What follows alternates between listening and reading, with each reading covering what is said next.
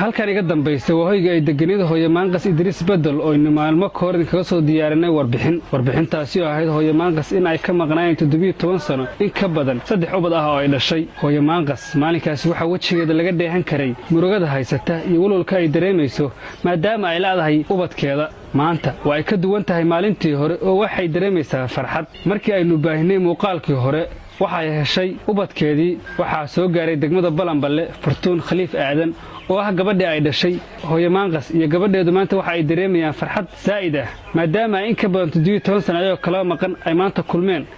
wajiyada ayaa laga dheehan karaa farxad aad u fara badan maadaama muddo badan ay kala maqnaayeen ay maanta kulmeen waxayna Fartuun ku faraxsan tahay inay hooyadeed la midowdo sidoo kale hooyo maanqas ayaa iyaduna dhankeeda ku faraxsan inay ubadkeedii heshay waxay labadooda maanta baneeyeen murugo badan oo ay ku noolaayeen in fara badan maadaama hooyo maanqasna ay haysteen murugo ah in ubadkeedii ka maqan yahay halka ubadkeedana ay haysteen inaysan haysan hooyadee waan helay alxamdulillah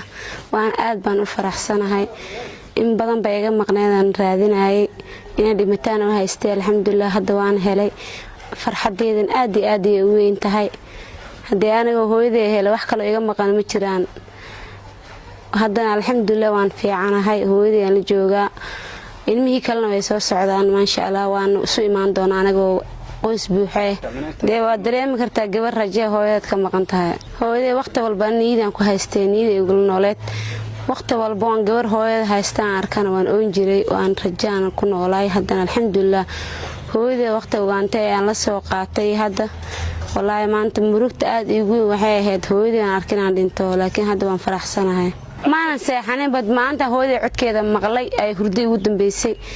ilaa maantaan hooyo imaaday hurdo maan helin intaas waxaan sugaa inaan dhabteeda ku saaxda leh لحمة المدوح كسوتي سفر حريرة ها سفر حريرة ومت جاريان كده جاريان سوار عليه دوبليان ديارك سوار حمر ديارك سوار درين كي ولا لما كوبي كر درين كيجا ويدي ما أنت أحد بقى وجرا الحمد لله وفرح سنة هاي waxaan ku faraxsanahay caruurtaydii 17 sano aan arkin oon helay alxamdulillah shukr rabbil caalamiin ilaahay baan ugu xamdiyayaa ugu shukrinayaa inaan caruurtaydii helay oo hadda qaarkood isla joogno qaar ay imaan hayaan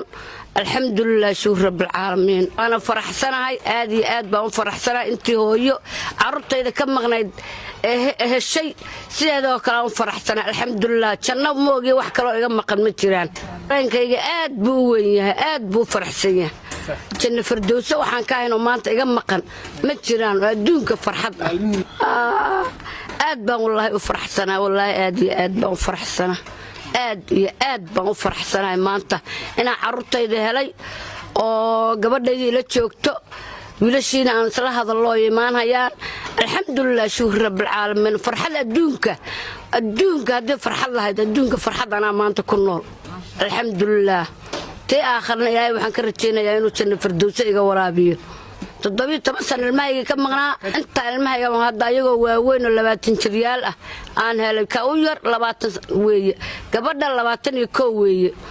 alxamdulillah shukr waxa murugo iyo xumaan iyo isla hadal yaan dareemahay maantana farxad aad iyo aad u weyn baan dareemayaa